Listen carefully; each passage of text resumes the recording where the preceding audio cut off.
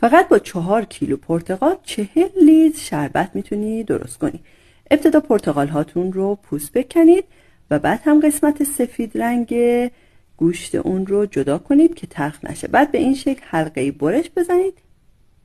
1 کیلو هویج رو پوست بکنید و حلقه‌ای نازک برش بزنید.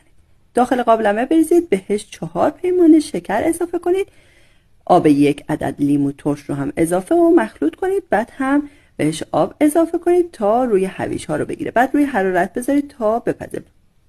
بعد از اینکه پخته شد بذارید سرد بشه.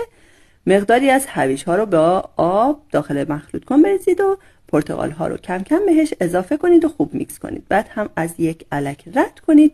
میتونید داخل فریزر به مدت طولانی نگهداری کنید و با آب مخلوط و نوش جان کنید. لایک و کامنت رو فراموش نکنید. من هم عزم موسوی هستم. تا آموزش بعدی، خدا یار و نگهدارتون.